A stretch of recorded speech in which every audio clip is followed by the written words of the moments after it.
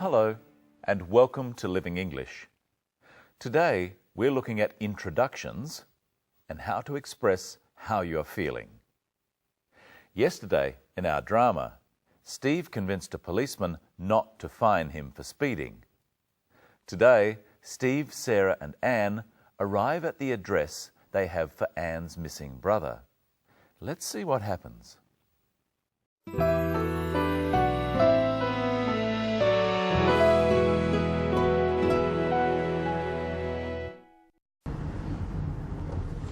Where did you say it was? This is it, Barker Street. We're looking for number 57.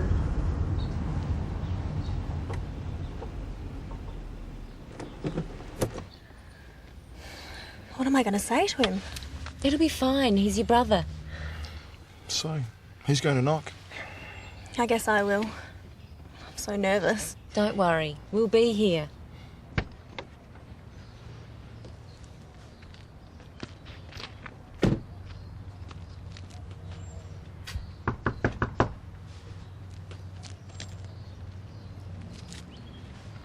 Hello. Hello.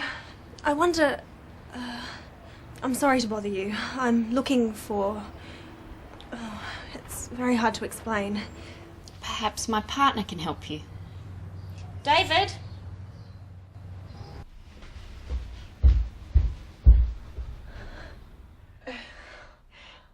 Anne! David!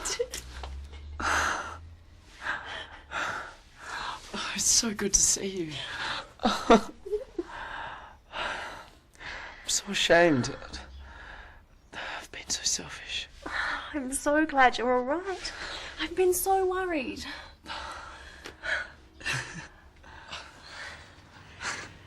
Rose, this is my sister, Anne.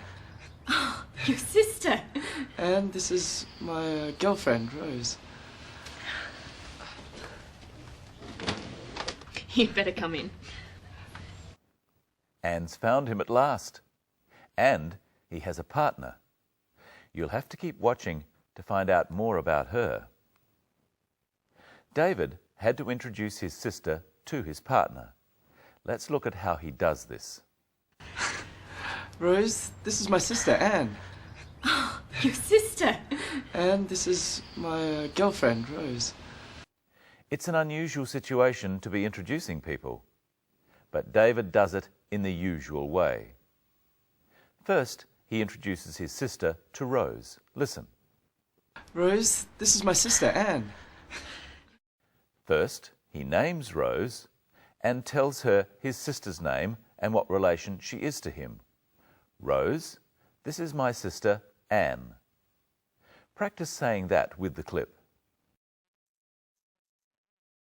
Rose, this is my sister, Anne. Once he's done that, he introduces Rose to Anne. Listen. And this is my girlfriend, Rose.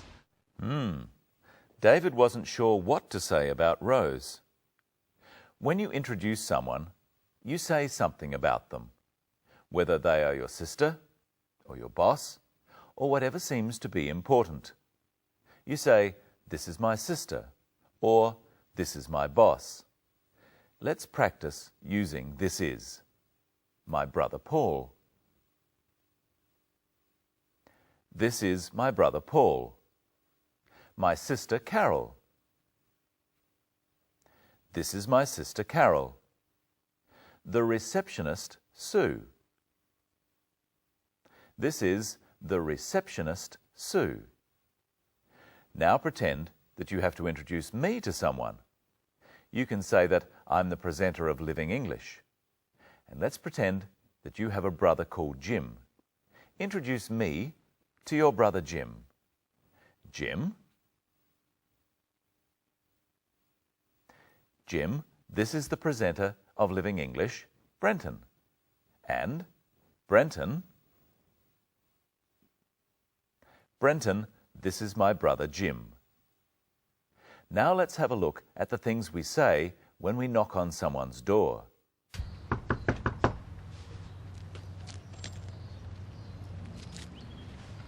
Hello. Hello. I wonder... I'm sorry to bother you. I'm looking for... it's very hard to explain. Anne was a bit confused. At first, she was going to say, I wonder if you could help me. We say this if we need to find out something. If you needed to know when somebody next door might be coming home, you would use this expression. Notice that she says hello first. Try saying it. Hello, I wonder if you could help me. Hello, I wonder if you could help me. Or you could say, I'm sorry to bother you. To bother someone is to interrupt them, to ask them to do something. Try saying it. Hello. Hello, I'm sorry to bother you. In the end, Anne doesn't need to explain what she wants. Let's have another look at what happens next. Perhaps my partner can help you. David?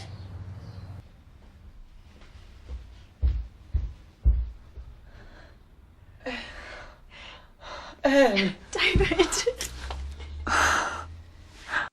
Viewers, this is our other presenter, Michelle. Michelle, these are our viewers. Hello, everyone. Isn't it great that Anne has found David at last? Yes. Let's look at them getting together again. Oh, it's so good to see you. I'm so ashamed. I've been so selfish. I'm so glad you're all right. I've been so worried. It's such an emotional moment. Let's take a closer look at how they talk about their feelings. Listen to David first. I've been so selfish. And now Anne. I've been so worried. They both say, I've been. They're talking about their feelings over time. When David says, I've been so selfish, he means that being selfish is something he's done for a while. Anne was worried about David right from the start, and all through our drama. That's why she says, I've been so worried. If she had worried about David in the past and then stopped worrying, she could say, I was worried. But she didn't stop worrying. So she says, I've been worried. I've been so worried. She said, so worried. Yes. They both used so a lot. They're using it to mean very. It's a very emotional scene. Can we have another look? Okay. Oh, it's so good to see you. I'm so ashamed. I've been so selfish. I'm so glad you're all right. I've been so worried. It's time to look at the words we use for feelings or emotions. Brenton, look at my face and say what you think I'm feeling. Well, that's easy. You're happy. And this one? You're unhappy or sad. What about this one? Oh, you're angry. I'm glad you're just acting. What about this one? Oh, you look worried. You're anxious. All of those were adjectives, words that described how I felt. These words have noun forms too, the words that say what the feeling is. What's the noun for angry, Brenton? Anger. Anger is the thing you feel. An angry person feels anger. What about happy? Happiness. A happy person feels happiness. And sad? Sadness. A sad person feels sadness. Anxious? Anxiety. An anxious person feels anxiety. Now it's your turn. Which word do you use? Happy or happiness? I've been so happy. Sad or sadness? I see a lot of sadness. Anxious or anxiety? I feel a lot of I feel a lot of anxiety. Anger or angry. Don't get with me. Don't get angry with me. Now, how did Anne say she was feeling before she knocked on the door? Listen. So, who's going to knock? I guess I will. I'm so nervous. So many words to describe the one feeling. Nervous, worried, anxious. Yes. Anne said, I'm so nervous. She's talking about the present. What would she say if she had been nervous for a while? I've been nervous. Let's see if you can say the right feeling for the right time. How do you say that you are angry now? I'm angry. How do you say that you are more than just angry now? I'm so angry. What about being sad for some time? I've been sad. Being sad now. I'm sad. You can also say feeling in these sentences. I'm feeling sad, or I've been feeling sad. I wonder how Rose is feeling.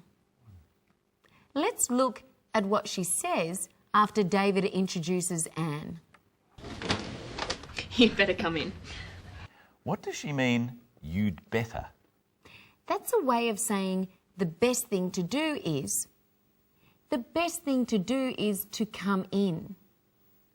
You try some. Finish that essay. You'd better finish that essay. Feed the cat. You'd better feed the cat. Get up and go to work. You'd better get up and go to work. And we'd better stop. In our next episode, you'll find out more about words for relatives and some words that are called relative pronouns. Here's today's drama again. Bye. Bye. Where did you say it was? This is it, Barker Street. We're looking for number 57.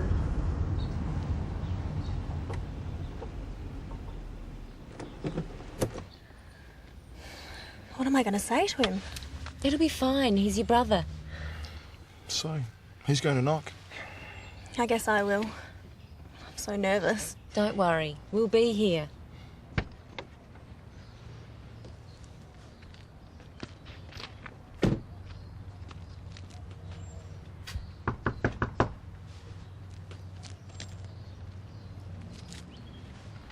Hello. Hello. I wonder... I'm sorry to bother you. I'm looking for... Oh, it's very hard to explain. Perhaps my partner can help you. David?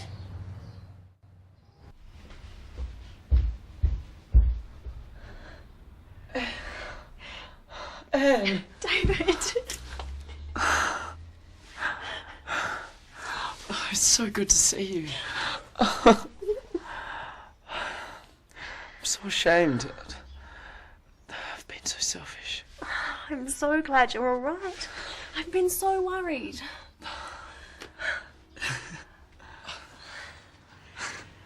Rose, this is my sister, Anne. Your sister? And this is my girlfriend, Rose. You'd better come in.